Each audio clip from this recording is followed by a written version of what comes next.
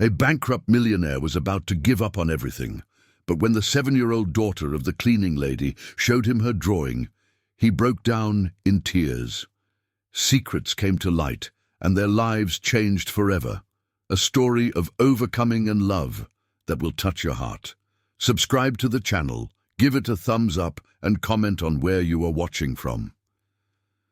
The biting cold of May in New York City penetrated through the windows of the 23rd floor of the commercial building in Manhattan, where Edward Smith sat on the cold marble floor that once was the flooring of his executive office.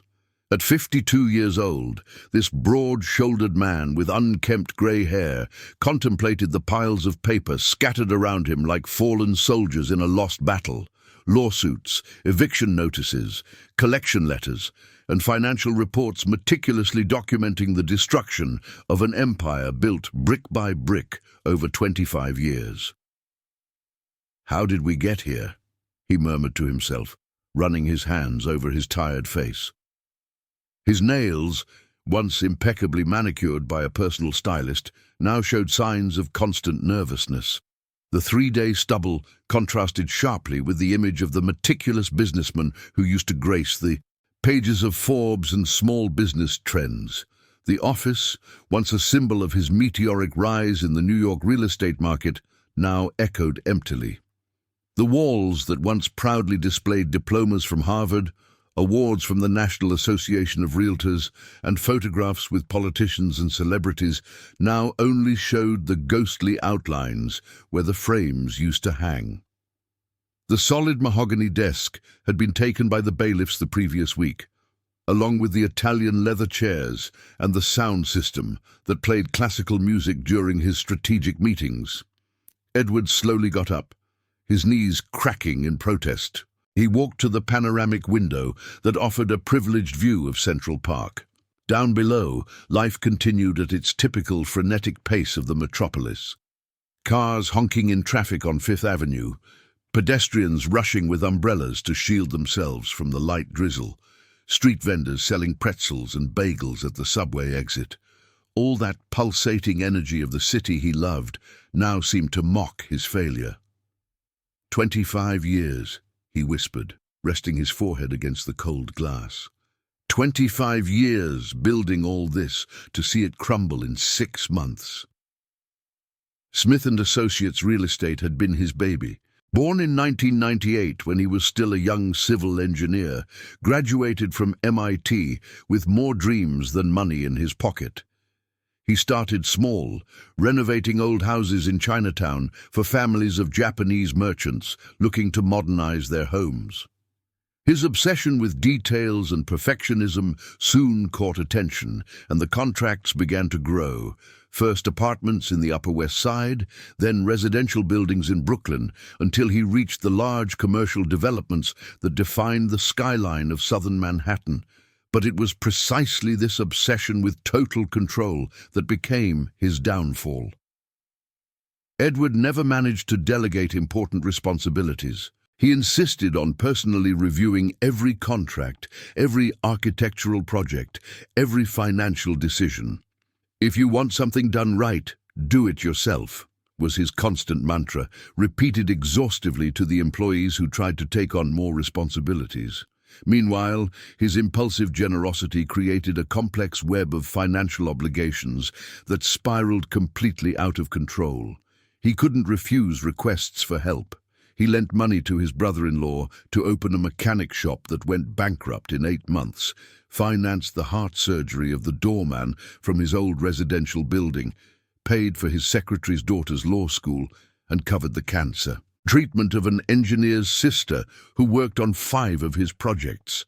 Each act of generosity was motivated by a genuinely kind heart, but also fed an ego that thrived on the role of benefactor. The fierce pride that had always characterized his personality had now become his greatest enemy.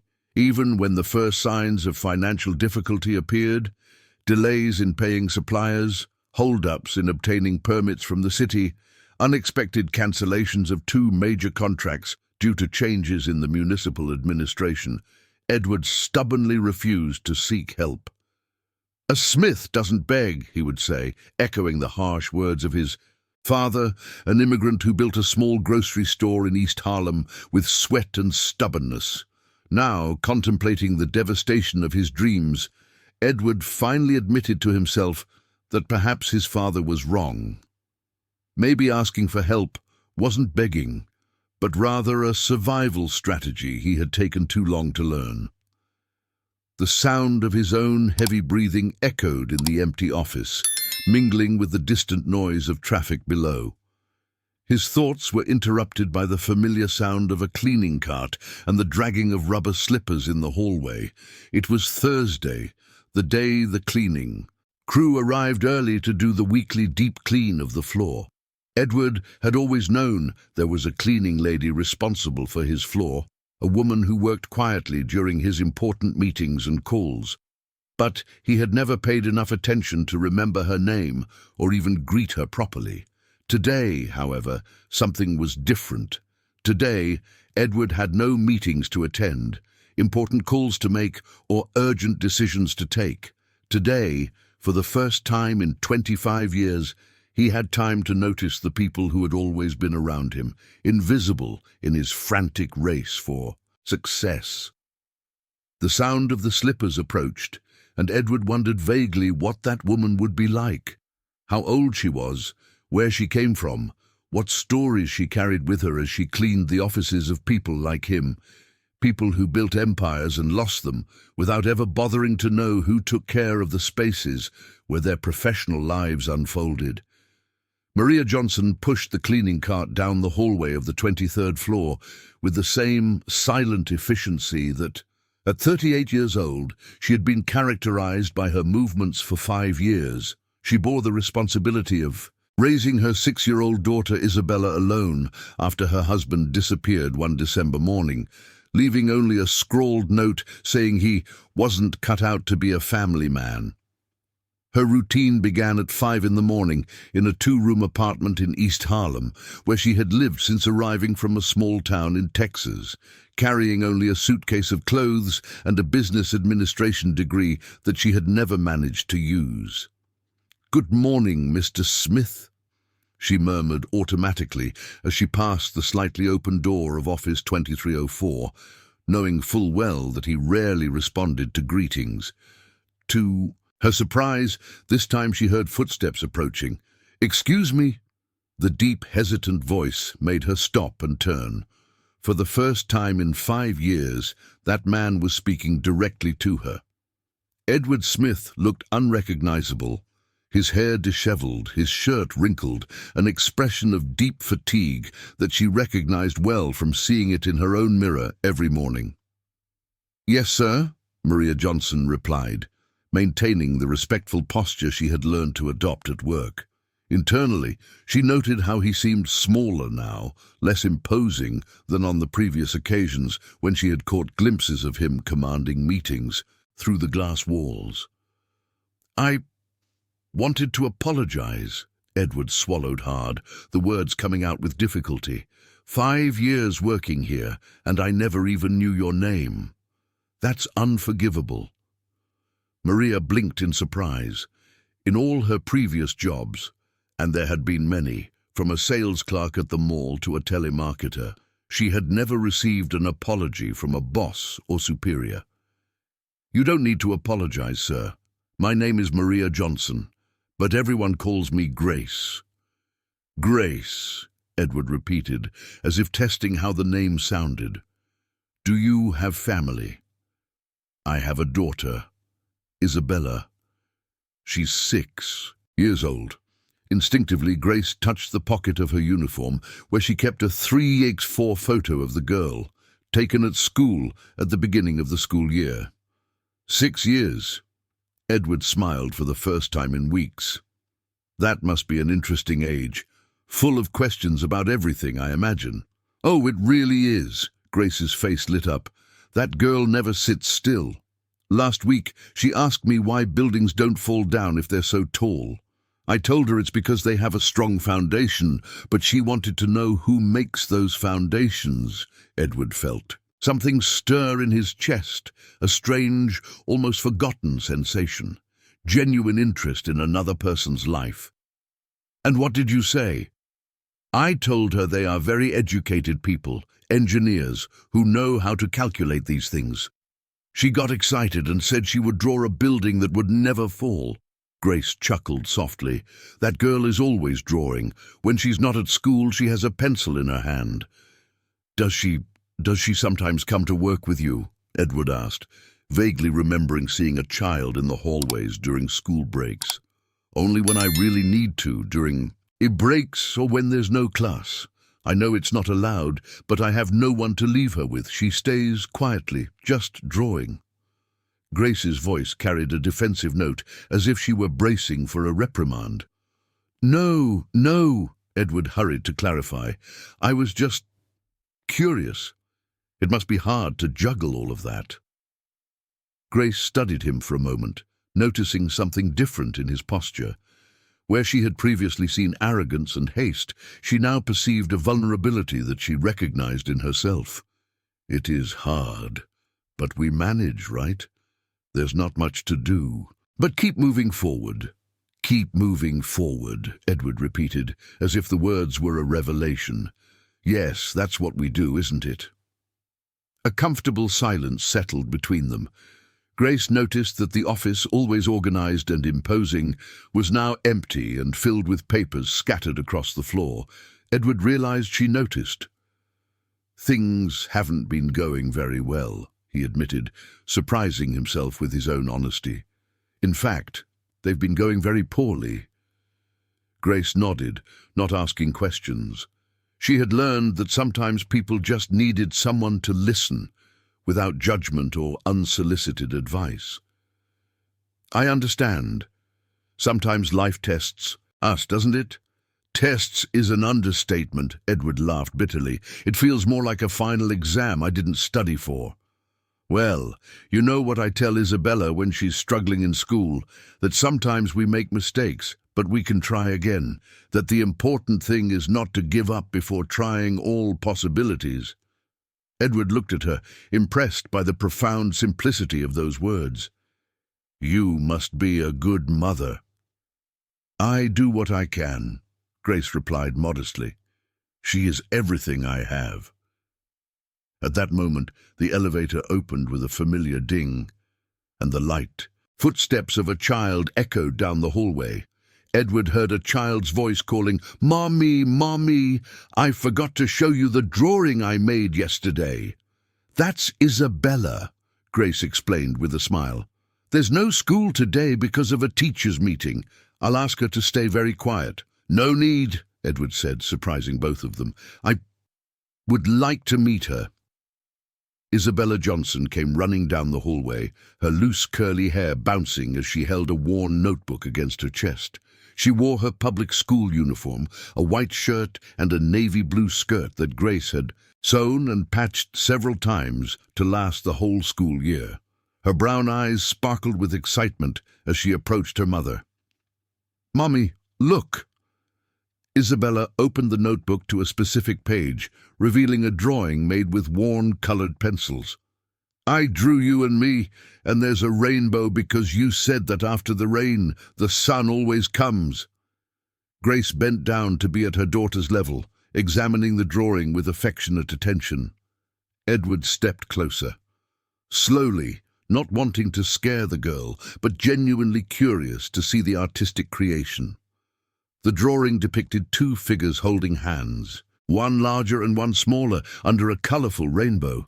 In the corner of the page, with crooked but neat letters, it read, "Friends help friends." Below, Isabella had signed her name with a heart instead of the dot on the I. "Wow, what a beautiful drawing," Edward said softly, kneeling beside Grace to be at the girl's level. "Did you do it all by yourself?" Isabella nodded proudly. "The teacher said we had to draw about friendship. I thought of my mom because she's my best friend."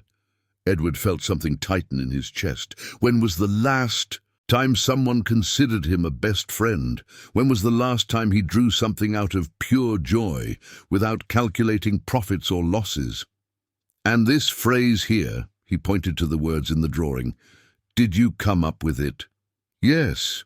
Grandma always said that before she passed away. She said that when we help others, they help us too. It's like planting beans. You plant, and then a bunch grows. The simple and poetic comparison made Edward genuinely smile for the first time in months. Your grandma was very wise. She was. She made the best chocolate chip cookies in the whole world, Isabella declared, with the absolute conviction typical of children. Edward looked at Grace and saw discreet tears in her eyes as she listened to her daughter talk about her grandma. "My mum passed away last year," Grace explained softly. "She took care of Isabella while I finished college." "College?" Edward asked, surprised. "Business administration, private college. I studied at night for 5 years, but—" Grace shrugged. "I never managed to work in the field." Edward fell silent, processing this information. Here was a woman with a higher education working as a cleaner, not due to lack of competence, but due to lack of opportunities. How many other people like Grace had he ignored throughout his life? "Uncle," Isabella said suddenly, calling Edward in a way he didn't expect. "Are you sad? Your eyes look like my mum's when she thinks I don't see her." The child's sharp perception left him speechless for a moment. "A little, yes," he finally admitted. "Sometimes adults get sad, too." "When I get sad, my mom draws with me. Do you want me to draw something for you?" Edward looked at that 6-year-old girl, offering her art as comfort, and felt something break and rebuild simultaneously inside his chest. "I would love that, Isabella." And so, in a cold hallway of a commercial building in Manhattan, 3 lives began to intertwine in a way none of them could have imagined. 3 weeks passed since the first meeting in the hallway, and Edward had developed the peculiar habit of looking forward to Thursdays. Not for some important meeting or business deadline, but for the moment he would hear the familiar shuffle of Grace's slippers down the hallway and hopefully Isabella's cheerful voice echoing through the empty walls of the floor. On that June morning, the New York chill felt even more intense. Edward was sitting on the floor of his office, methodically organizing the documents he would need to present to the bankruptcy attorney. A grumpy man who charged $400 an hour to confirm what Edward already knew. He was officially broke. The sound of the elevator pulled him from his dark thoughts. Soon he heard Isabella's unmistakable voice asking something about why the big windows don't break with the wind, followed by Grace's patient explanation about tempered glass and structural engineering, knowledge she had acquired from college books and was now passing on to her daughter with the naturalness of someone who always knew that education was the only true legacy she could leave. "Good morning, Mr. Edward," Grace greeted as she walked through the door. But this time she stopped when she saw the particularly haggard expression on his face. "Are you okay?" "Not really," Edward admitted, getting up and shaking the dust off his jeans, a piece of clothing he hadn't worn in years, but now made up his reduced wardrobe. "Today is the day to sign some papers that will officially end everything I built." Isabella appeared in the doorway, hugging her sketchbook as always. Her big, expressive eyes analyzed Edward's face with the disturbing insight typical of children. "Uncle Edward," she said, using the nickname she had naturally adopted, "you look like when my mum found out Grandma went to live with God." Grace blushed slightly. "Isabella, don't bother Mr. Edward with those things." "No, it's okay," Edward gently interrupted. "Actually, it's a pretty accurate comparison. Sometimes we lose important things and don't know how to move on." Isabella nodded solemnly, as if she perfectly understood the existential weight of that confession. "You know what my mom did when I was crying for Grandma? She said that when we lose something good, sometimes it's because something even better is waiting to show up." Edward exchanged a glance with Grace, who shook her head slightly, surprised by the philosophical depth of her own daughter. Isabella has a way with words, she murmured. Sometimes she says things that even I think about later. Can I show you something? Isabella asked Edward, already opening her sketchbook to a specific page. I made this drawing thinking of you. This drawing was more elaborate than the previous ones.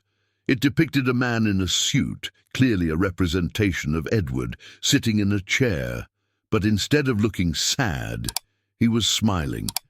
Next to him, a woman, obviously Grace, held a paper with numbers, and a small girl, little Isabella, showed a drawing to both of them. Above them, written in neat letters, was the phrase, "Good people always find a way." Did you draw this all by yourself? Edward asked, genuinely impressed with the level of detail and the optimistic message. Yes, but Mom helped me with some difficult words. She writes really well because she studied for a long time. Isabella turned to her mom with evident pride. Tell him, Mom, tell him how you studied late into the night and sometimes I would wake up and see you reading those big books full of numbers. Grace looked visibly embarrassed. It's nothing special. It was just college. What do you mean, just college? Edward interrupted, finally paying real attention. You studied business while working and raising a daughter alone. That's impressive. I couldn't do much with the degree, Grace replied modestly. Every time I went to an interview, it felt like they had already decided before I even opened my mouth. You know, a black woman, single mother, from a low-income neighborhood. It didn't matter what I knew. It only mattered where I came from. Edward felt a lump in his throat. Throughout all the years running his company, how many resumes like Grace's had he discarded without even reading them fully? How many talents had he wasted by letting unconscious biases guide him? What exactly did you study? What subjects? He asked, sitting on the floor and inviting the two to join him. Grace hesitated for a moment before sitting down, automatically adjusting her skirt. Isabella settled between them, opening her notebook to a blank page and starting a new drawing. Financial management, human resources, marketing, strategic planning, the usual subjects of the course. Grace listed, without enthusiasm. My specialization was in small business management. I always thought one day I could start something of my own, you know? A small business. What kind of business? Grace looked at Isabella, who was focused on her drawing, and lowered her voice. Eco-friendly cleaning products. My mom always made homemade soap, coconut-based detergent, things that cleaned well but didn't harm the skin or the environment. During college, I studied a lot about sustainable business practices and thought, what if I could turn that into a small business? Edward straightened up, suddenly interested. Did you ever develop any products? Conduct any market tests? I made some soaps and detergents at home. I tested them on myself and with a few neighbors. Everyone liked them, said they worked better than store-bought products. Grace smiled shyly. But then I needed to work to pay the rent, buy food, pay for Isabella's daycare. The dream remained just a dream. What if it didn't have to stay? Just a dream? Edward asked before fully processing the question. Grace stared at him, confused. What do you mean? I have knowledge about business management, contacts in the market, experience with suppliers and distributors. Edward spoke quickly, ideas forming as he verbalized. You have the technical knowledge, the product vision, the specialization in small businesses, and this market for sustainable products is booming. Uncle Edward, Isabella interrupted, showing her new drawing. Look, I drew you two in a business and there are plants, because Mom said her products are friends of the plants. The drawing showed a small building with a sign that read, Mom and Uncle Edward's Business. In front, two figures were shaking hands while several people carried products with green leaf symbols. Edward and Grace fell silent, looking at the drawing. The 6-year-old had visualized a possibility that neither of them had dared to consciously consider. Isabella, Grace said carefully, do you really think Mom and Uncle Edward could work together? Of course. You know how to make the products.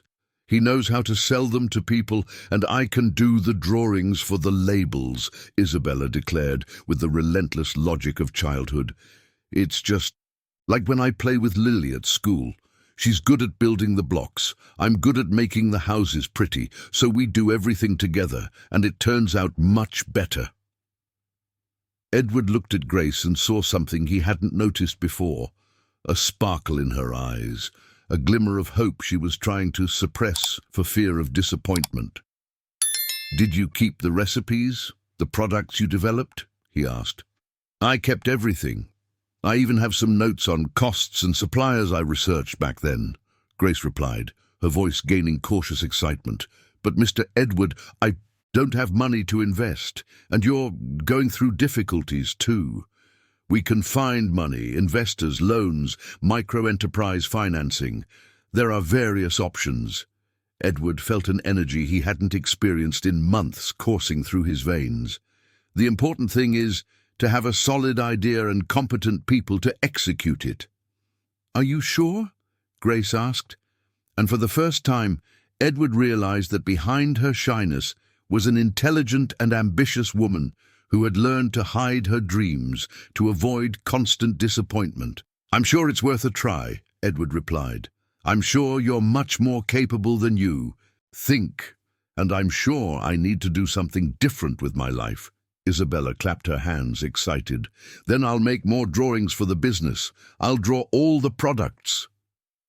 As the girl enthusiastically returned to her notebook, Edward and Grace exchanged glances. They both knew they were considering something that would radically change their lives. He, a failed businessman of 52, she, a cleaner of 38 with a degree she never had the chance to use. But for the first time in a long time, they both felt something they had almost forgotten: hope. "So," Edward said, extending his hand to Grace, "how about we start planning our business?"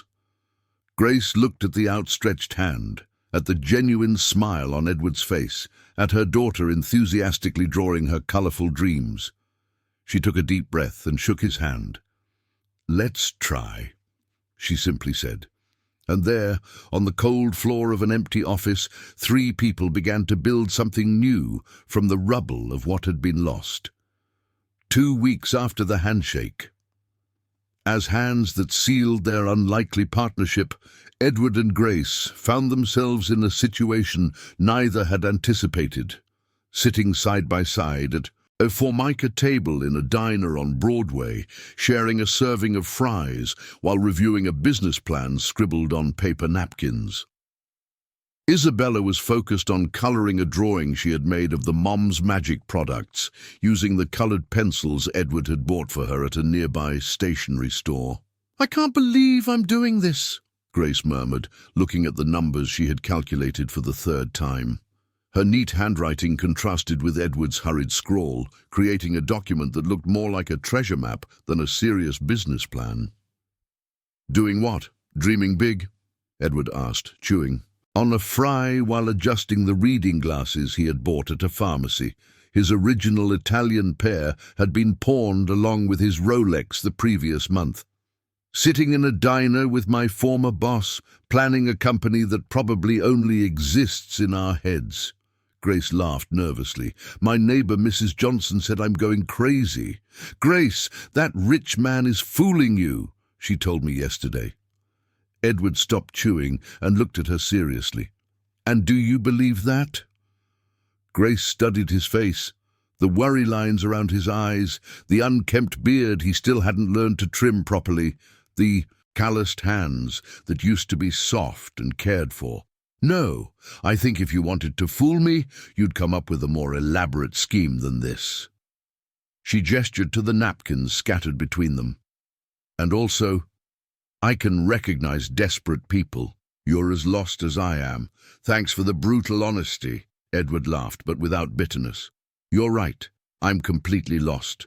But for the first time in months, I'm lost with a purpose." Isabella looked up from her drawing. "Uncle Edward, what does lost with purpose mean?"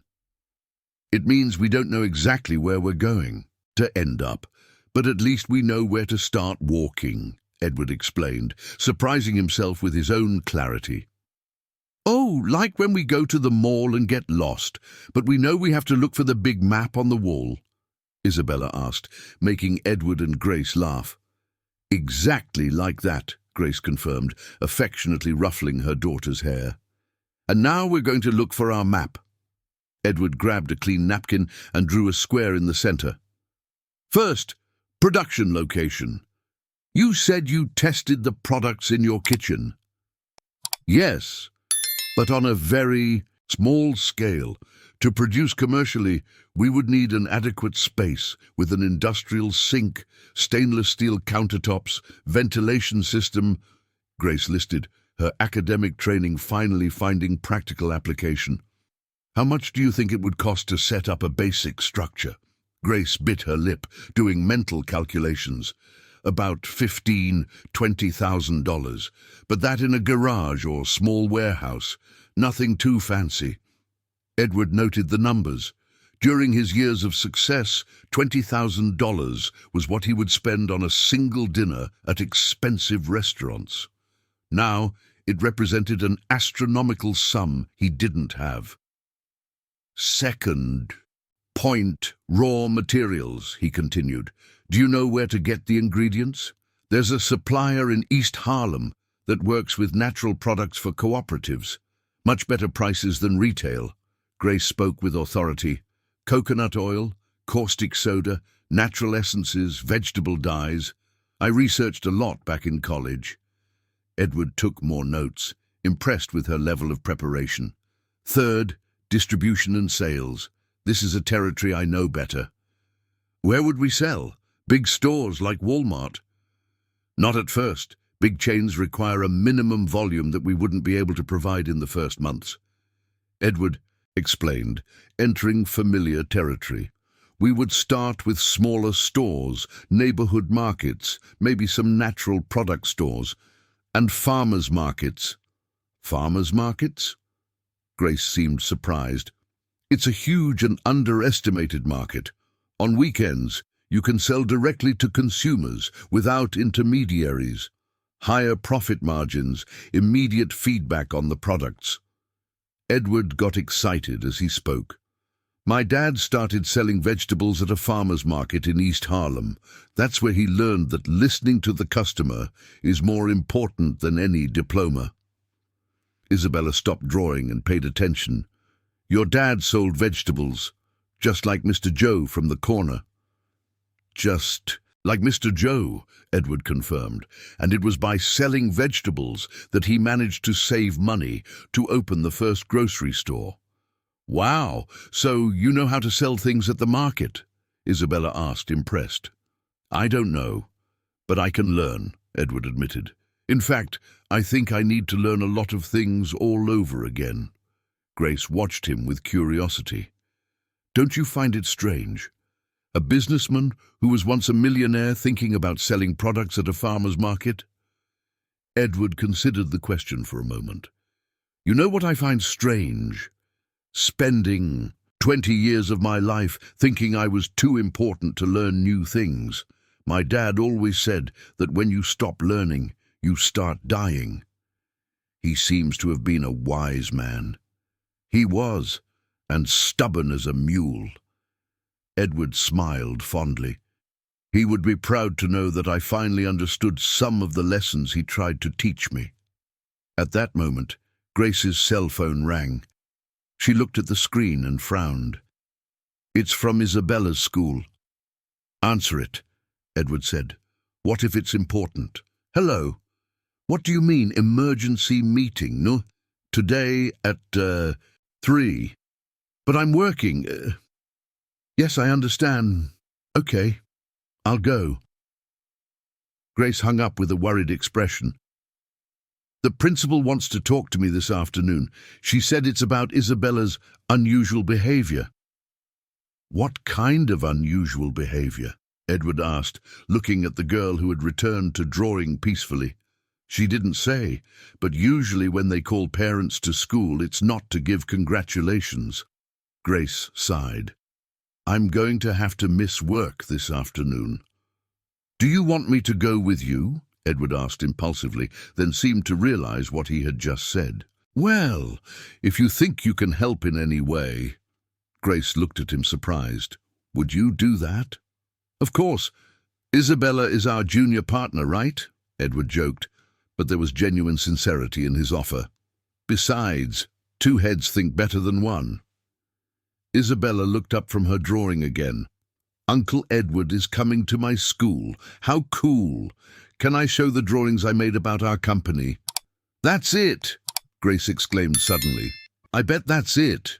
She won't stop talking about our company at school. She must be telling everyone that Mom is going to become a businesswoman." Edward laughed. "And what's wrong with that?" "Nothing, I guess, but you know how it is. Public school, overworked teachers. Sometimes they interpret enthusiasm as lack of attention in class." Grace explained with the tired voice of someone who has faced institutional prejudices before. "So, let's go clarify that enthusiasm is a good thing," Edward said, gathering the scribbled napkins. "And on top of that, we can ask if they want to test our eco-friendly cleaning products at the school. Are you serious?" "Totally serious. School is a perfect environment to test eco-friendly cleaning products. Kids, teachers, staff. If it works well there, it works anywhere."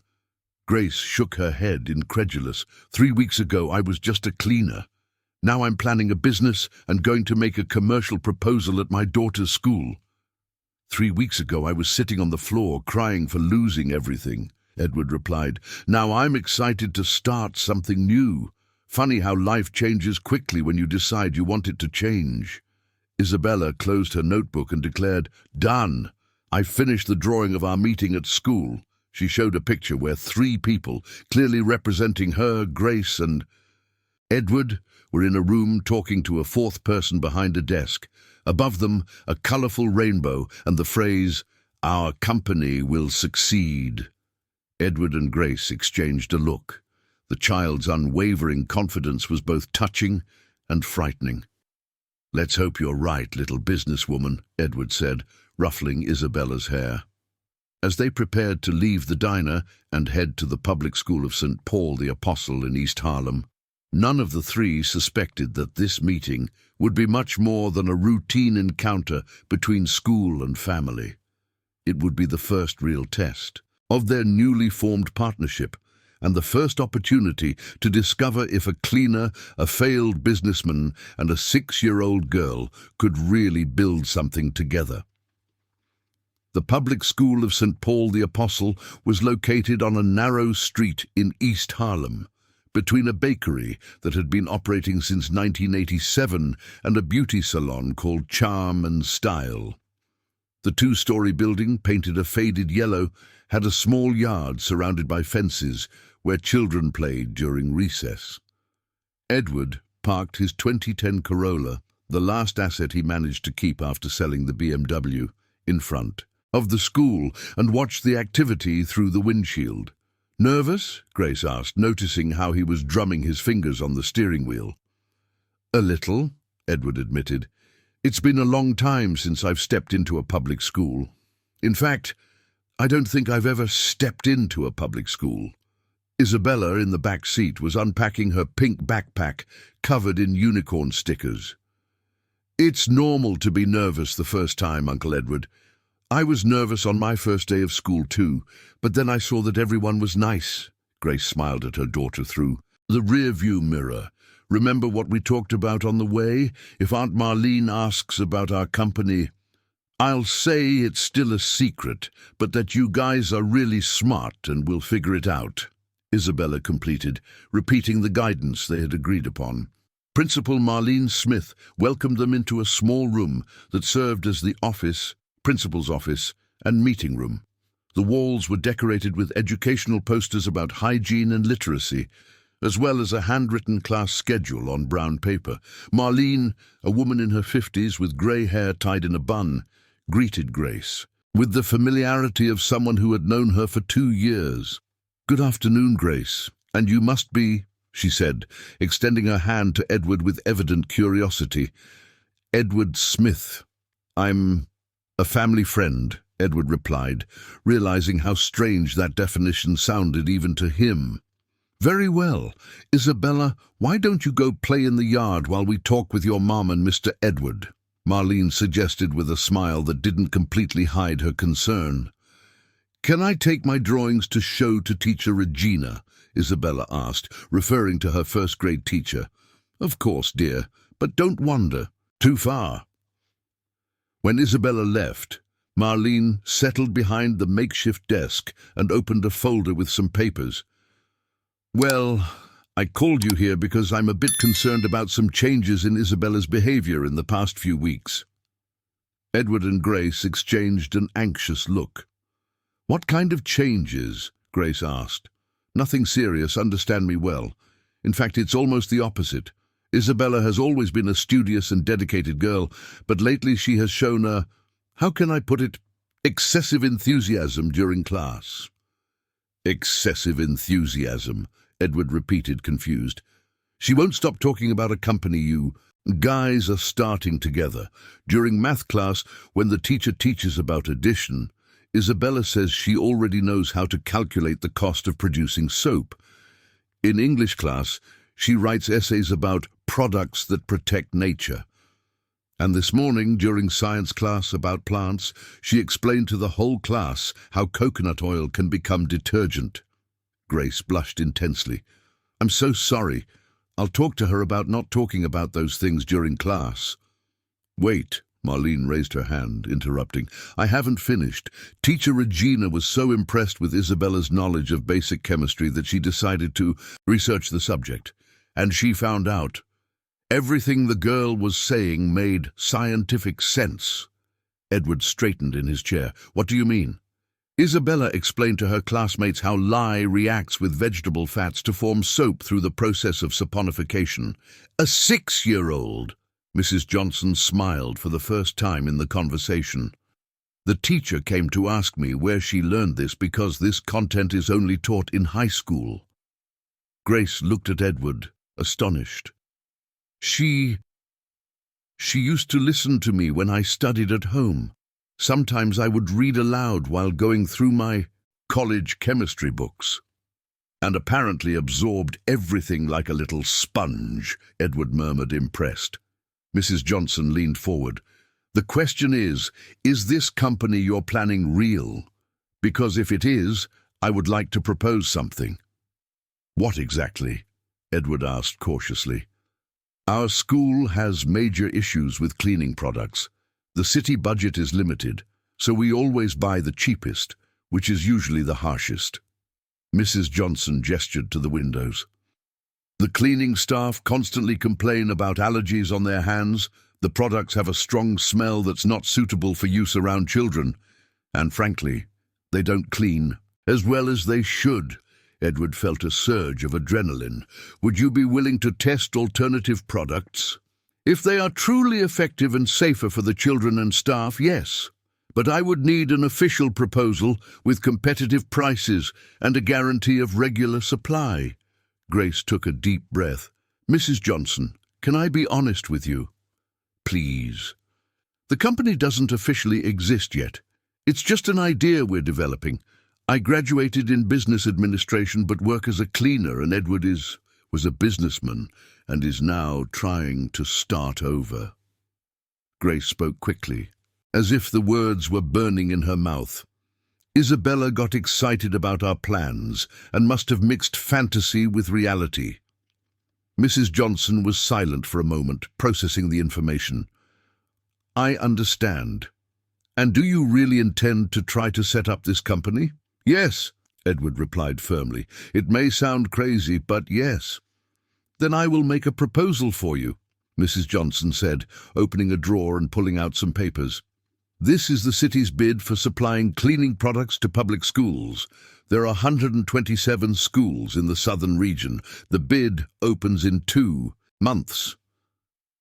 Edward took the papers and began to read, his eyes widening as he progressed through the text.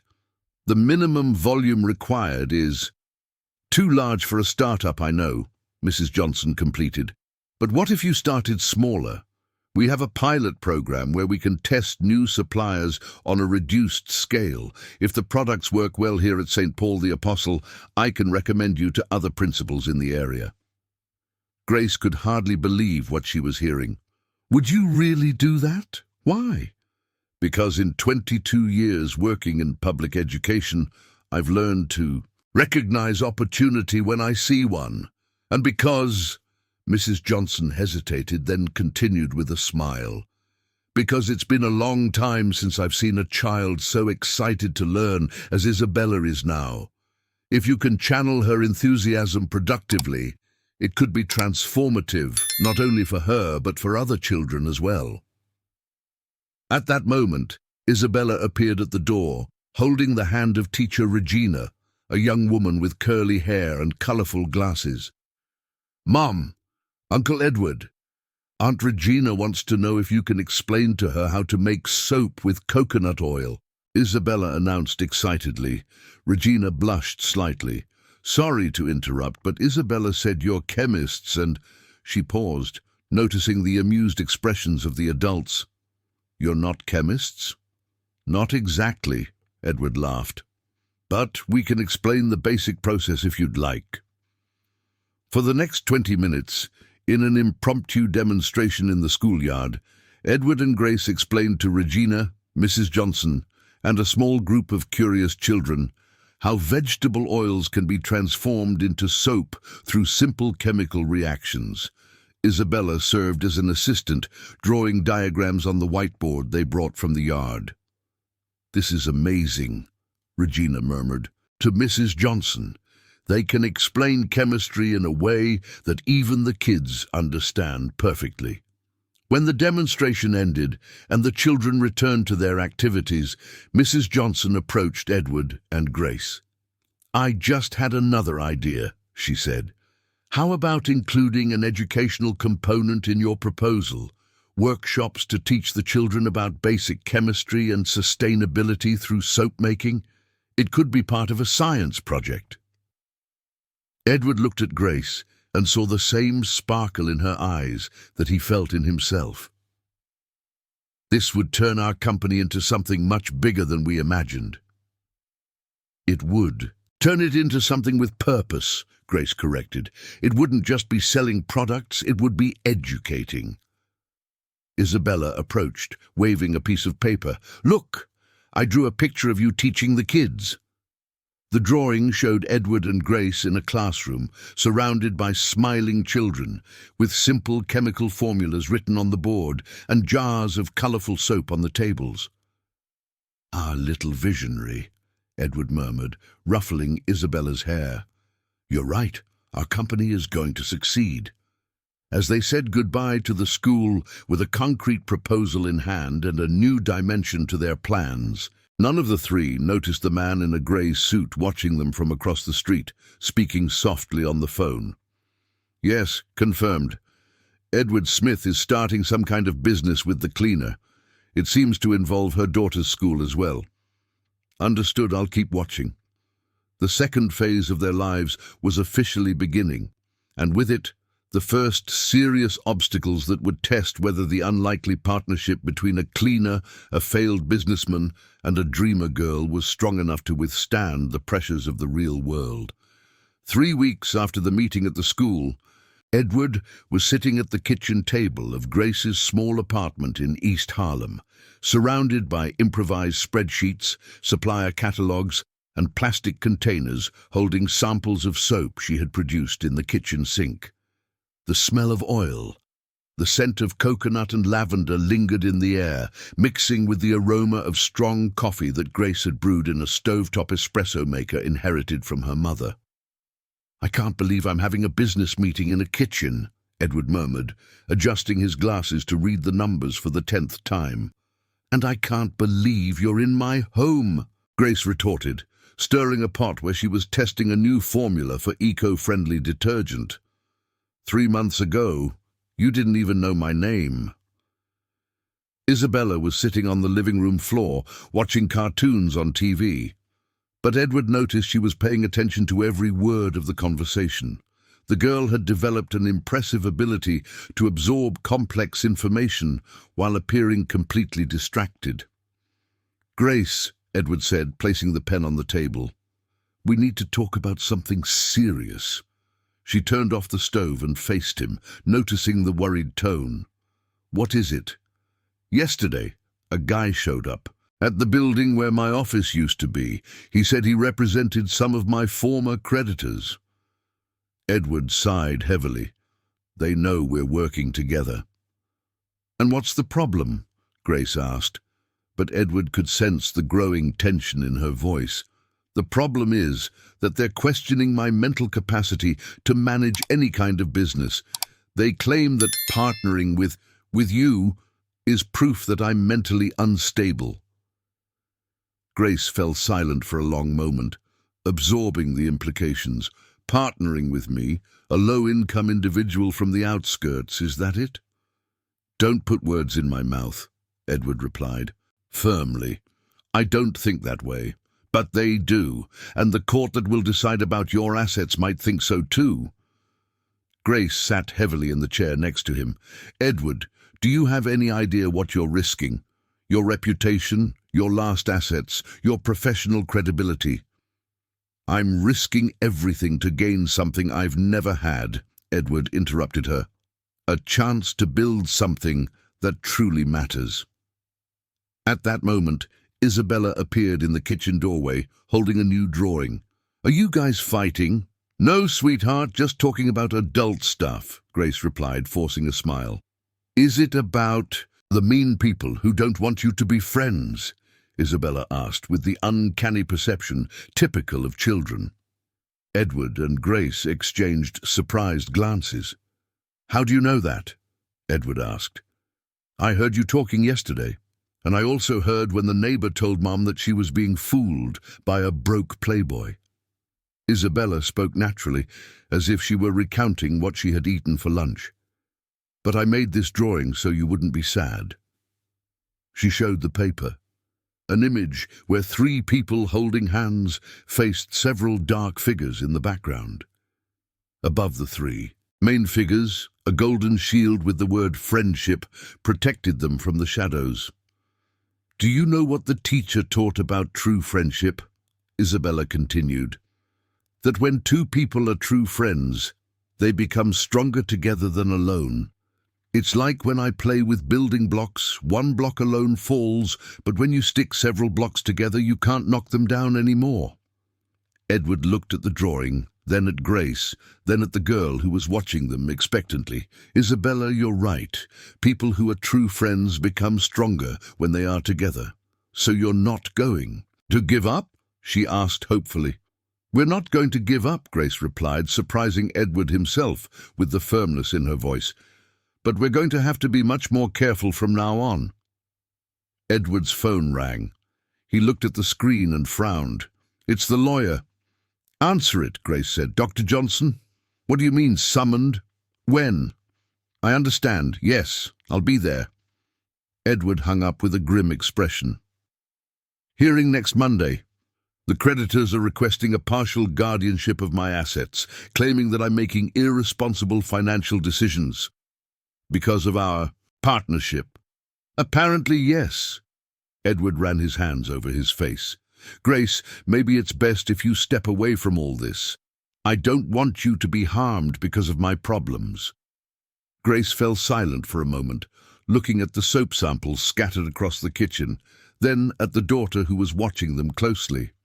"Do you know what my mom's first job was when she arrived in New York City?" "No." "A domestic worker in a house in an upscale neighborhood. The employer wouldn't let her use the main bathroom. She had to use the service one. She couldn't sit on the living room chairs or eat at the kitchen table. For 10 years, my mom cleaned the house of a woman who treated her as if she were invisible." Edward listened in silence, sensing that something important was coming. "Do you know what my mom always said? That the world already had too many people trying to put us in our place, that we didn't need to help." Grace stood up and grabbed one of the soap jars. This soap here cleans better than any store-bought product I've ever used. This formula I developed could revolutionize cleaning in public schools and protect the health of thousands of children. Do you think I'm going to give up on this because some rich people don't like the idea of doing business with a low-income individual? Grace. No, Edward. This time, I'm the one who will speak. Her voice gained strength with each word. You gave me the first real opportunity anyone has offered me in 10 years of professional life. You believed in my knowledge when I didn't even believe in myself. Do you think I'm going to abandon you at the first difficulty? Isabella started clapping. Yes, Mommy. Tell them. Edward felt something tighten in his chest, a mix of gratitude, admiration, and something else he couldn't name. Are you absolutely sure? I'm sure that if we give up now, they win. And if they win, nothing changes. Grace held his hands over the table. But if we continue and manage to prove that our business works, then maybe the next Grace who comes along won't have to wait 10 years for an opportunity. Edward squeezed her hands, feeling the determination emanating from her calloused fingers. Then let's go to war. Let's go to war, she confirmed. Isabella ran to them and hugged both at the same time. I'm going to draw you winning against all the enemies. That afternoon, they worked late in Grace's kitchen, refining formulas, calculating costs, and preparing a detailed proposal to present to Principal Marlene. Edward called old contacts, humbling himself to ask for referrals to lawyers specializing in business law who worked on a contingency basis. Grace researched online about public tenders, incentive programs for small businesses, and organizations supporting female entrepreneurship. When Edward finally got ready to leave, it was already past 11 at night. Isabella had fallen, asleep on the couch, covered with a colorful crocheted blanket. Grace, he whispered so as not to wake the girl. Thank you. Why? For reminding me of who I want to be. Edward took the car key, then hesitated. And thank you for not giving up on me. We don't give up on each other, Grace simply replied. That's how true friends work. As Edward drove back to his rented apartment in Manhattan, he reflected on how his life had changed radically in 3 months. He had lost $1 million company, but gained something he had never had. People who believed in him not for his money or status, but for what he could become. On Monday, he would face the hearing that could determine the future of his remaining assets. But for the first time in a long time, Edward Smith did not feel alone in the struggle. And in a small kitchen in East Harlem, Grace Johnson was finishing jotting down ideas for a presentation that could change not only their lives, but also the way cleaning products were conceived and produced in New York City. The unlikely partnership was about to face its first real test, and this time they would face it together. The courtroom of the New York City Civil Court had a solemn air that Edward knew well from prosperous times when he attended court meetings as a victorious participant in contractual disputes. Now, sitting next to Dr. August Rice, a young and determined lawyer who had agreed to work on a contingency basis, Edward felt like a defendant awaiting sentencing. On the other side of the table, 3 men in expensive suits whispered among themselves, occasionally casting disdainful glances in his direction. Mr. Edward Smith, Judge Dr. Henry Tavares began, adjusting his glasses as he flipped through the documents. The plaintiffs allege that you are making financial decisions that demonstrate an inability to manage the remaining assets of your company. Specifically, they mention a business partnership with an unqualified individual and investments in projects without proven feasibility. Dr. Rice stood up. Your Honor, my client is exercising his constitutional right to free enterprise. The fact that he is going through financial difficulties does not make him mentally incompetent. Dr. Fernando Machado, the creditor's attorney, immediately countered. Your Honor, The defendant lost $15 million in 6 months due to impulsive decisions and lack of control. He now intends to invest his last resources in a fictitious company with a cleaner without commercial experience. This is not free enterprise. It is financial self-destruction. Edward felt his blood boil at hearing Grace described as a cleaner without experience. He whispered something to Dr. Rice, who nodded. "Your Honor," Dr. Rice continued, "I would like to call a witness who can clarify the nature and feasibility of the business project in question." The judge consulted his papers. "I see no witness listed by the defense." "It's a witness who just arrived, Your Honor. Ask for permission to call her." At the back door of the room, Grace entered wearing a navy blazer she had bought at a department store with the money she had been saving for an emergency. She carried a document folder and a small box. Isabella was not with her. She had stayed at school, where Principal Marlene had offered to take care of her until the end of the hearing. "Decline the witness's qualification," the judge requested. "Maria Johnson, 38 years old, Brazilian business administrator, graduated from a local university, currently developing a sustainable business project in partnership with the defendant." Dr. Machado immediately stood up. "Your Honor, this person does not have the credentials to opine on business feasibility. She is the cleaning staff of the building where the defendant maintained an office." "She was the cleaning staff," Grace calmly corrected before the judge could speak. "I'm now a partner in a company in formation that already has supply contracts under negotiation." The judge seemed intrigued. "What kind of company?" Grace opened the box she was carrying and took out 3 bottles of different products. "Eco-friendly cleaning products for institutional use, specifically developed for schools and environments with children." She placed the bottles on the table and continued, "These samples were tested for 4 weeks at the public school of St. Paul the Apostle, with the approval of the administration, and results superior to conventional products in terms of effectiveness, safety, and cost-effectiveness." Dr. Machado scoffed disdainfully. "Your Honor, making soap at home does not constitute a viable business." "You are correct," Grace replied, maintaining her calm.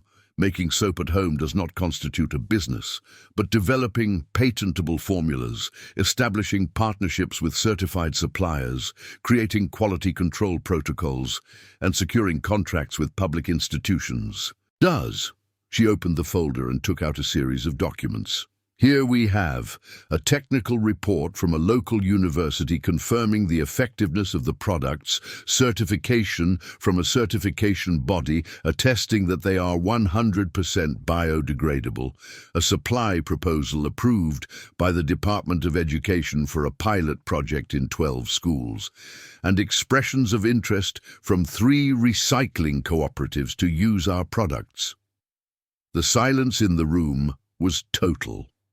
Edward looked at Grace with a mix of admiration and disbelief. She had accomplished all this without him knowing. "When was this arranged?" the judge asked. "In the last 3 weeks," Grace replied.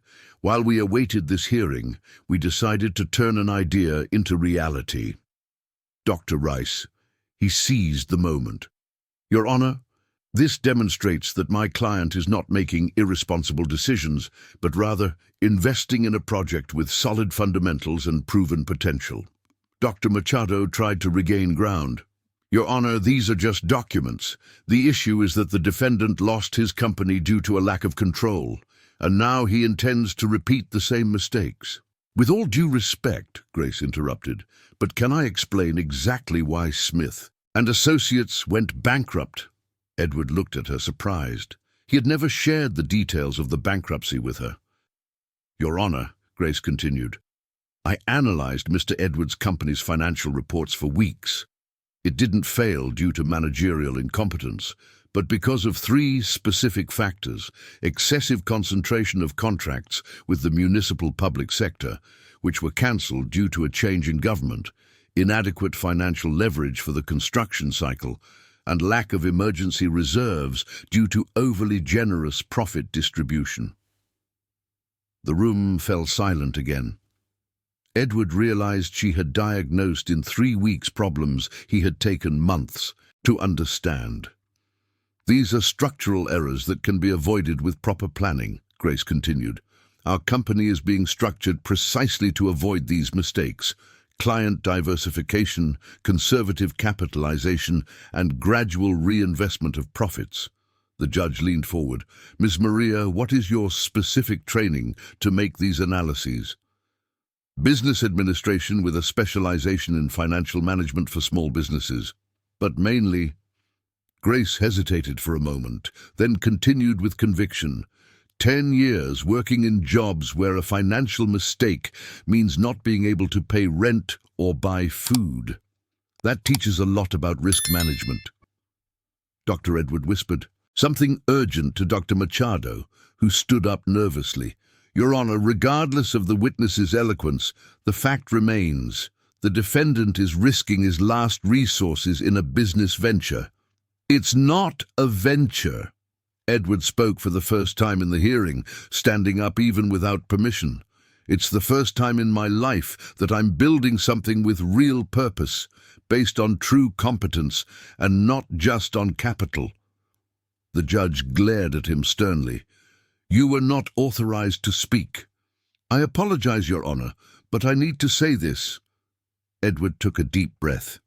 "For 20 years, I built a company based on ego, connections, and luck. When luck ran out, everything collapsed. Now I'm learning to build something based on knowledge, partnership, and real value. If that's irresponsibility, then I'm guilty." Grace smiled discreetly, feeling something warm in her chest as she heard him defend not just the company, but the principles they had discovered together. The judge was thoughtful for a long moment, flipping through the documents Grace had presented. "The hearing will be suspended for 15 minutes for analysis of the presented documents," he finally announced. During the break, in the corridors of the courthouse, Edward approached Grace. "How did you manage all this without telling me?" he asked, still processing the surprise. "I worked late at night after you left. I called universities, searched online, asked Principal Marlene for help making contacts in the education department." Grace smiled tiredly. "I thought that if they wanted to question our competence, we should prove otherwise." "You are amazing," Edward said simply. "We are amazing," Grace corrected. "By myself, I would never have the courage to pursue those certifications. Alone, you would never have developed products that really work. Together, we managed to do in 3 weeks what I dreamed of for years." When they returned to the hearing, the judge had made his decision. After analyzing the presented documents and considering the witness's testimony, this court finds that there is insufficient evidence of mental or financial incapacity on the part of the defendant. On the contrary, the elements presented suggest proper planning and a partnership based on complementary competencies. Dr. Machado tried one last argument. "Your Honor, we request at least judicial oversight of the investments." "Denied. The right to undertake is fundamental, and the risks presented are no different from those inherent to any business activity." The judge slammed the gavel. "Request for interdiction denied, hearing adjourned." As they left the courthouse, Edward and Grace walked in silence for a few blocks, still processing the victory. "Now things get serious," Grace finally said. "What do you mean?" "Now we really have to make it work," she laughed, but there was real nervousness in her voice. "Because I kind of promised a judge that our company would succeed." Edward stopped walking and looked at her. "Grace, are you scared?" "I'm terrified," she admitted. "And you?" "I'm terrified too," Edward confessed, using the feminine form of purpose to make her laugh. "But for the first time in my life, I'm terrified doing something that really matters." They continued walking toward the bus stop, unaware that this legal victory was just the first act of a much larger drama about to unfold. 6 weeks after the victorious hearing, Edward was standing in a small rented warehouse in Brooklyn, watching Grace lead a team of 5 women in the production of the first commercial batch of products from the company they had named Clean Nature Sustainable Solutions. The air was filled with the soft aroma of eucalyptus and lavender essential oils, dramatically contrasting with the harsh chemical smell of the conventional factories Edward had visited in the past. "Be careful with the temperature of the mixture, Mrs. Rosa," Grace instructed a grey-haired woman stirring an industrial stainless steel pot. "If it goes over 60 degrees, it can alter the properties of the coconut oil." Rosa Almeida, 56 years old, was one of the happiest discoveries of the project. A former employee of a chemical industry that had closed the previous year, she had 15 years of experience in detergent production and was thrilled with the possibility of working with products that didn't harm her hands or her conscience, as she put it. Edward checked his watch. 2 o'clock in the afternoon on a Thursday in September. In exactly 3 hours, they would make the first official delivery to the public school of St. Paul the Apostle, where Isabella was eagerly waiting to see the products. Edward had helped invent products that were being used for the first time on a real scale. "Edward," Grace called him, pulling him out of his daydreams. "I need you to check the labels that arrived from the printer. I want to make sure all the information is correct." He headed to a table where hundreds of colorful labels awaited to be stuck on the bottles. The design had been created by Isabella in partnership with a graphic designer Edward had met during prosperous times, a talented young man who had agreed to work in exchange for a stake in the company because he believed in the project's purpose. The labels were simple yet elegant, light green background with stylized children's drawings of leaves and water droplets created from Isabella's original sketches. The company's name appeared in friendly letters, followed by the words, "Made with love, science and environmental awareness." On the back, usage instructions were written in accessible language, along with information about the sustainable origin of each ingredient. "They're perfect," Edward shouted over the noise of the makeshift machines. "Isabella will be proud when she sees her designs on the labels." At that moment, Edward's phone rang. It was an unknown number. "Hello? How did you get my number?" "No, I'm not interested in going back to real estate. I don't understand. What kind of proposal?" Grace noticed the change in his expression and approached. Concerned. "I see. Tomorrow at 10? Okay, I'll consider it." Edward hung up with a thoughtful expression. "What was that?" Grace asked. "A guy named Robert Henry Silver. He says he represents a group of investors interested in our project." Edward frowned. "He wants to schedule a meeting for tomorrow." "Investors? But we haven't even started selling yet." "That's what I found strange too. How did they hear about our project?" Mrs. Rosa, who had stopped stirring the mixture to listen, cleared her throat. "Excuse me, but do you know there's a black car parked at the corner for 3 days? Always the same car, always the same person inside." Edward and Grace exchanged worried glances. "What kind of car?" Edward asked. "A dark sedan. Looks expensive. The driver just sits there smoking and looking this way. I thought he was a customer, but he never gets out of the car." Edward walked to the window and discreetly peeked outside. There was indeed a black Corolla parked at the corner with a man in sunglasses at the wheel. "This doesn't smell good," he murmured. "Do you think it has to do with your old creditors?" Grace asked quietly. "I don't know, but I'll find out." Edward grabbed his cell phone and dialed Dr. August Rice. "Doctor, I need a favor. Can you discreetly investigate a company or person named Robert Henry Silver?" "Yes, urgent." "Thank you." Grace returned to supervise production, but Edward noticed she was tense. The other staff members, Carmen, Joan, Vera, and Martha, also seemed to have picked up on the atmosphere of concern, working in unusual silence. At 5 o'clock, when they loaded the first 50 bottles into Edward's car for delivery to the school, Dr. Rice called back. "Edward, you need to know some things about this Robert Silver." The lawyer's voice sounded serious. "He doesn't represent investors. He represents Chemical Corporation, one of the largest cleaning product manufacturers in the state." Edward felt his stomach drop.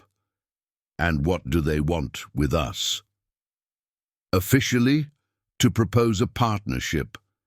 Unofficially, from what I've gathered, they're concerned about the market potential of sustainable products. You might be representing the start of a change they don't want to see happen. What kind of change? Think about it, Edward. If small-scale natural products start showing that they're better and cheaper than store-bought ones, it could shake a billion-dollar market." Edward looked at Grace, who was helping the staff organize the products in the car, laughing at something Mrs. Rosa had said. "And what do you think we should do?"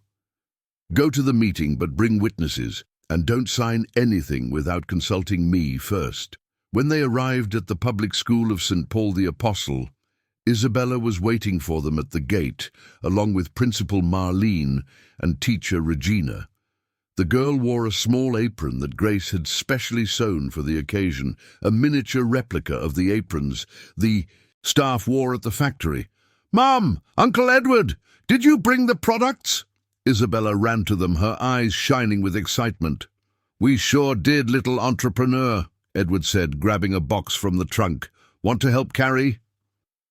For the next hour, they watched the school staff test the products for the first time. Mrs. Bennett, a staff member for 15 years, was impressed with the gentleness of the dish soap on her hands. The kitchen degreaser removed stubborn stains without leaving a chemical odor. The all-purpose cleaner for floors not only cleaned effectively, but also left a pleasant, natural aroma that the children immediately approved of. "It's impressive," commented Principal Marlene as she observed the kitchen cleaning. "I've never seen products that clean so well without irritating the eyes or throat." Isabella was radiant, explaining to anyone who would listen how her mom and Uncle Edward had created products that were good for people and for plants. When they finally returned home after dining at a pizzeria to celebrate the successful first delivery, Grace put Isabella to bed and joined Edward in the small living room. "You're worried about that meeting tomorrow," she said. It wasn't a question. "I am. Big companies don't usually show interest in small businesses unless they see a threat or a huge profit opportunity." "And what if it's a legitimate opportunity? What if they really want to help us grow?" Edward stared at her. "Do you believe that?" Grace thought for a moment. "You know what my mom always said, that when something seems too good to be true, it usually isn't. So why do you think we should go to the meeting?" "Because," Grace smiled, "we need to know exactly what we're dealing with. If they want, we should destroy ourselves better to find out soon. If they want to buy us, we need to know our price. And if they really want to help—" She shrugged. "Well, it would be the first time we've won the lottery." Edward laughed, once again admiring her ability to maintain pragmatism without losing optimism. "Then let's find out," he said. "Together." The next morning, as they prepared to face a meeting that could completely change the course of their lives, neither of them imagined that Robert Henry Smith had spent the night meticulously studying every aspect of their personal lives, looking for weaknesses he could exploit. The battle for the future of clean nature was about to begin, and this time the battlefield would be much more complex than a courtroom. The office of Chemical Corporation occupied 3 floors of a mirrored building in Manhattan, where Edward used to navigate with ease during his prosperous days. Now, walking alongside Grace through the polished marble corridors, he felt like a fish out of water. She, on the other hand, maintained an upright and professional posture, wearing the same navy blazer from the hearing, her armor for important occasions. Robert Henry Smith welcomed them into a panoramic meeting room overlooking the entire city. Tall, around 45 years old, with impeccably styled grey hair and a smile that didn't reach his eyes, he emanated the kind of calculated charm Edward knew well from the corporate world. Edward Smith, the famous entrepreneur who is revolutionizing the cleaning products market, Robert said, extending his hand with exaggerated enthusiasm.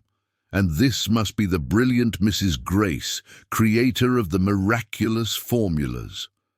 Mr. Smith, Edward greeted cautiously, noticing how the man had deliberately used Mrs. before Grace's name, a subtle way to socially diminish her. Please, have a seat. Would you like coffee, water, champagne to celebrate? Robert gestured to a side table where a secretary had prepared an elaborate spread of drinks and snacks. Coffee is fine, Grace replied simply, ignoring the champagne provocation. Robert personally served the cups in a theatrical display of courtesy. You know, I am genuinely impressed with what you have managed to create in such a short time. A small family business that is already making waves in the market. Family? Edward repeated. Well, you are practically a family, aren't you? A man, a woman, a lovely child. Robert smiled mischievously. Sorry, I assumed you were married. You are just partners? Grace kept a neutral expression, but Edward noticed her fingers tightening slightly around the cup. We are business partners, Mr. Smith. What exactly brought you to us? Straight to the point. I like that. Robert clapped his hands. You see, Chemical Corporation is always on the lookout for promising innovations, and you, my dear, have created something very special. He clicked a remote, and a presentation appeared on the 65-inch television on the wall. The first slide showed the Clean Nature logo. We did a little research on your products, Robert continued, switching to slides with photos of the warehouse where they worked, the school where they conducted tests, even of Isabella drawing. Impressive how you managed market penetration without advertising investment. Edward and Grace exchanged alarmed glances. How had he obtained internal photos of their warehouse? We came to an interesting conclusion. Robert moved to a slide with numbers and graphs. Your products are not just good, they are disruptive. They could cause a significant shift in consumer perception of cleaning products. And is that bad? Grace asked. It's neither bad nor good. It's a market fact that needs to be managed properly. Robert stood up and walked to the window. That's why we're here to propose a partnership that benefits all involved. What kind of partnership? Edward asked, although he already suspected the answer. Chemical Corporation would like to acquire the formulas of Clean Nature for a very generous amount, $5 million for exclusive rights plus a 2% profit share for 5 years. The silence in the room was deafening. Grace almost dropped her cup. $5 million? She whispered. It's an amount that would completely change your lives, Robert agreed, returning to the table. Edward, you could. Pay off all your debts and still have capital for new investments. Grace, you could secure your daughter's future, maybe even buy a house. Edward forced his voice to sound calm. And what would happen to our company? To our staff? Oh, yes. Well, obviously you wouldn't need to worry about operations anymore.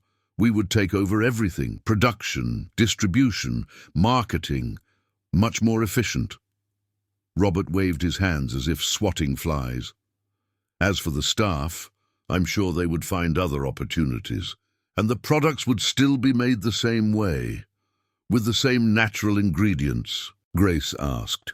Robert hesitated for a fraction of a second. Well, naturally we would make some optimizations. For industrial scale, you understand. Some more expensive ingredients could be replaced with more efficient alternatives. Chemical alternatives, Grace said. It wasn't a question. Commercially viable alternatives, Robert corrected. Edward stood up. In other words, you want to buy our formulas to turn them into conventional industrial products and eliminate the competition we represent. Edward, Robert laughed condescendingly. You are very idealistic. The market is a jungle. You can accept our generous offer and walk away winning, or you can try to compete against a company with 40 years of experience and unlimited resources. And if we refuse?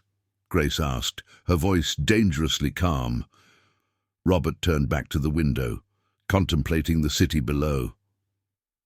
That would be a shame. Unfair competition is a terrible thing. Health regulations are very complex. Suppliers can become unavailable. Contracts can be questioned. Accidents can happen. The threat hung in the air like toxic smoke. Edward felt anger rising in his chest. Are you threatening us? I am sharing market realities, Robert replied without turning. You have 48 hours to consider our proposal. After that... He shrugged. Grace stood up, grabbed her bag and walked out. Thank you for the coffee, Mr. Smith, and for your clarity about your intentions. Mrs. Johnson, Robert called her as she already had her hand on the doorknob. I hope pride doesn't speak louder than common sense. $5 million is a lot of money for people like you. Grace stopped, turned slowly, and faced him with a cold calmness that Edward had never seen before. You are right, Mr. Smith. $5 million is a lot of money for people like us. But do you know what is more important than money for people like us? Dignity, purpose, and the certainty that we do not sell our souls for the price that others decide it is worth. She opened the door and left. Edward followed her but stopped at the threshold. Robert, he said, deliberately using the first name, you made a fatal mistake. You underestimated who you are dealing with. Edward, Robert replied with a cold smile, you are the one making a mistake. You underestimated who you are dealing with. They descended to the parking lot in silence. Only when they were in the car, with the doors closed, did Edward explode. Son of a bitch, how dare he threaten us? Calm down, Grace said, but her hands trembled slightly. He did exactly what we expected. He showed his cards. Grace, do you realize what this means? They are going to try to destroy us. They will try, she agreed, but they will find out that we are not as easy to destroy as they think. Edward looked at her, once again amazed by her courage. Are you sure about that? $5 million, Grace. It's more money than we can earn in a lifetime. It's blood money, Edward. Money to silence us and let them continue poisoning schools and children with chemical products. Grace looked out the window at the mirrored building. My mother cleaned houses her whole life so I could study and have a better life. Do you think I'm going to throw that away now? Edward started the car, feeling a mix of fear and pride. Then let's go home and prepare for war. Let's. But first, let's pick up Isabella from school. I want to hug my daughter and remember what we are fighting for. As they left the parking lot, neither of them saw Robert Smith watching from the window of his office, speaking on the phone with a grim expression. The war had officially begun, and this time it would not be fought only in boardrooms. 3 months after the meeting with Robert Smith, life had become a roller coaster of small victories and gigantic obstacles. Edward was sitting on the floor of the small warehouse in Brooklyn, which now seemed smaller with the increase in production, checking the month's accounts for the 3rd time. The numbers didn't lie. Despite all the difficulties imposed by the chemical corporation, Clean Nature was not only surviving, but growing remarkably. Uncle Edward, are you counting money? Isabella asked, appearing beside him with her drawing notebook and a curious expression. It was Saturday morning, and the girl had insisted on accompanying her mum to check how the business was going. I'm counting bills, not money, Edward laughed, ruffling her hair. And I discovered something amazing. What? That your mum is a business genius. Grace appeared carrying a tray with coffee and homemade chocolate chip cookies, a tradition she had established for Saturday mornings in the warehouse. "What are you two talking about?" "I'm explaining to our junior partner that despite all the problems we faced, we sold 40% more products this month than last." It was true, but it had been an epic struggle. Shortly after rejecting the chemical corporation's proposal, a series of coincidences began to happen. First, 3 main suppliers cancelled contracts citing changes in company policy. Then, the warehouse owner showed up with a proposal for a 200% increase in rent. Next, the health department conducted 2 surprise inspections in 1 week, searching for irregularities with a magnifying glass. But for every obstacle, an unexpected solution emerged. When they lost their traditional suppliers, Mrs. Rosa remembered a cooperative of small farmers in upstate New York that sold certified organic ingredients at even better prices. When the rent threatened to make the warehouse unfeasible, Director Marlene casually mentioned that the city had a small business incentive program offering subsidized spaces in municipal incubators. The move to the incubator had been transformative. Located in a revitalized factory in Brooklyn, the space not only cost half of the previous rent, but also provided contact with other entrepreneurs who became a mutual support network. A natural cosmetics company shared supplier contacts, a delivery startup helped with logistics. A collective of designers created promotional materials in exchange for products to test. "The most impressive thing," Edward continued, taking a sip of coffee, "is that our profit margin increased even with all the problems. How did you manage that?" Grace smiled, sitting on the floor beside them. "Remember when you said I was good at financial management because I learned to live with little? Well, when you learn to stretch every penny, you can work magic with costs." "What kind of magic?" Isabella asked, always interested when adults used words that sounded like fairy tales.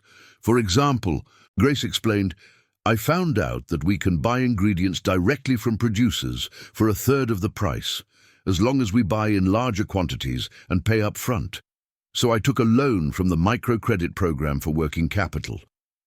"And did it work?" "It worked so well that now our products cost less to produce than before, but maintain the same quality." Grace picked up a bottle of all-purpose cleaner from the shelf.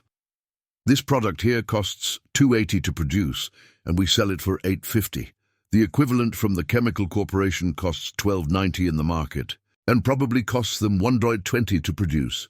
Edward nodded, amazed. "In other words, we managed to be cheaper for the consumer and more profitable for us simply by eliminating the middlemen and focusing on real quality." "That's it!" Isabella clapped her hands. "You figured out how to do better while spending less." At that moment, Grace's phone rang. It was Principal Marlene. "Hello, Principal. What do you mean, a report? On TV? Today? But I haven't even gotten ready." Grace made a panicked face. "Okay, we'll go." "What happened?" Edward asked when she hung up. "The local news station wants to do a segment about our company for a program on sustainability. Apparently, someone recommended us as an example of social entrepreneurship." Grace ran her hands through her hair. "They will be at the school in 2 hours to film the products being used." "That's fantastic," Edward exclaimed. "That's terrifying," Grace retorted. "I've never been on television in my life." "Mom," Isabella said calmly, "remember when you were nervous on your first day at Uncle Edward's building? And you said that sometimes we fear good things because we're not used to them?" Grace looked at her, and daughter, then at Edward, and then laughed. "When did you become so wise?" "Always. You guys just took a while to notice." An hour later, the 3 were at the public school of St. Paul the Apostle, where a small crew from the local news station had set up equipment in the yard. The reporter, Ana Carolina Santos, was a young journalist specializing in sustainability who had discovered the story of clean nature through a contact at the Department of Education. "So you developed these products as a safer alternative for school environments?" Anna Carolina asked, as the camera filmed. "Mrs. Bennett cleaning a classroom." "Exactly," Grace replied, her initial nervousness giving way to a natural confidence when talking about something she mastered. "We noticed that public schools were using very harsh products because they were the cheapest available. Our proposal was to create equally effective products, but safe for children and staff at a competitive price." "And Mr. Edward? How did a real estate businessman get involved with cleaning products?" Edward looked at Grace and Isabella before responding. "Actually, it was Grace who taught me that the true value of a business is not in the profit it generates, but in the problem it solves. When you find a real need and competent people to address it, financial success is a natural consequence." The reporter turned to Isabella, who had been quiet during the interviews, drawing on an improvised desk. "And you, Isabella, what do you think about having a businesswoman for a mom?" Isabella looked up from her drawing and smiled. "I always knew my mom was very smart. I just didn't understand why no one else noticed. Now everyone is seeing what I always saw." The poetic simplicity of her answer left the reporter visibly moved. "Can I see the drawing you're making?" Isabella showed the paper, an image of the school filled with smiling children, with adults cleaning in the background, using products that had small hearts floating around them. In the upper corner, a rainbow connected the drawing of a small factory to various schools spread across the page. "It's our company of the future," Isabella explained. "When we grow up, we'll help all the schools in New York City, and who knows, maybe all over the country." After the recording, when the TV crew had left and they were packing up the borrowed equipment, Principal Marlene approached with a serious expression. "I need to tell you something," she said. "Yesterday, I received a strange call. A man identifying himself as a representative from the Department of Education asking about irregularities in the supply of cleaning products for this school." Edward and Grace exchanged a worried glance. "What kind of irregularities?" Edward asked. He wasn't specific, but when I called the department to verify, I found out that there is no employee with the name he gave me. Marlene crossed her arms. "Have you made any powerful enemies?" "A few," Grace admitted. "But we won't let that intimidate us." "Well," Marlene smiled, "then it's better you know that I've received other calls as well. Principals from 8 schools in the area wanting to know how to test your products." 8 schools? Edward repeated, incredulous. Word of mouth travels fast in public education. When something truly improves the work environment, the news spreads. Marlene handed Grace a sheet of paper. "Here are the contacts. They all want a presentation." As they drove home in the late afternoon, Isabella sleeping in the back seat after an exciting day, Edward and Grace spoke softly. "Do you realize what's happening?" Edward asked. "What?" "We're winning. Against all odds, against all obstacles, we are really winning." Edward smiled. "And do you know why?" "Why?" "Because we discovered something that the chemical corporation never understood. That when you build something with true purpose, people notice, and when people notice, they help." Grace looked out the window, watching the city pass by. "My mom always said that there are no small miracles, that when you plant with love and care, any little seed can turn into a big tree. And we planted an entire forest," Edward murmured. In the back seat, Isabella murmured something in her sleep. Edward heard the words "our company" and "rainbow" and smiled. 6 months ago, he was a bankrupt businessman sitting on the floor of an empty office, crying over everything he had lost. Today, he was a partner in a company that was changing lives, including his own, and it all started with a 6-year-old girl who had the courage to give a drawing to a sad man, proving that sometimes the greatest miracles are born from the smallest gestures of humanity.